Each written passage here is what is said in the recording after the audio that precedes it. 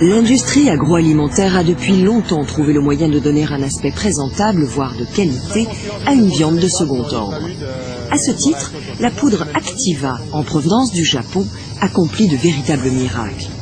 Il suffit de saupoudrer cette enzyme sur des petits bouts de viande et après les avoir placés 2 heures au réfrigérateur, vous obtenez quelque chose qui ressemble à s'y méprendre à un vrai morceau de viande.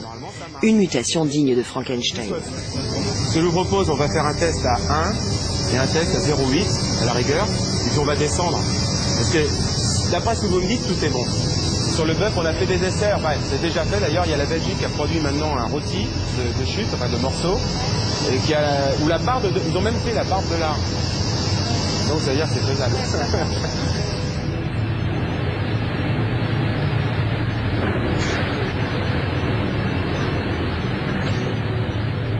Pour commencer, il faut bien mélanger la viande avec la poudre. Puis on l'emballe sous vide et on la garde au froid. Au bout d'un petit moment, la poudre Activa produit une sorte de ciment riche en protéines qui relie les différents morceaux entre eux. Grâce à cette méthode, on peut ajouter à la viande des bas morceaux, comme les viscères ou la peau, qui normalement auraient fini dans la chair à saucisse ou avec les déchets.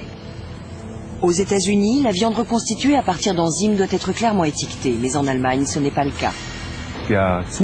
Malheureusement, le recours aux enzymes ne fait l'objet d'aucune réglementation. Les normes de sécurité alimentaire autorisent l'adjonction des enzymes, y compris ceux qui n'ont pas encore été découverts. Et jusqu'à présent, on n'a jamais été obligé de les mentionner. 2 heures plus tard, la transformation de petits bouts de viande en une pièce de bœuf apparemment délicieuse est terminée.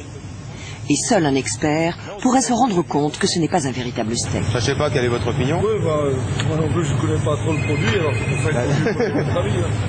Oui, la réaction qui a été engagée par l'enzyme est une action de liaison. La liaison, une fois effectuée, une fois que l'enzyme a catalysé la réaction de liaison, vous pouvez cuire, frire, couper, congeler, peu importe.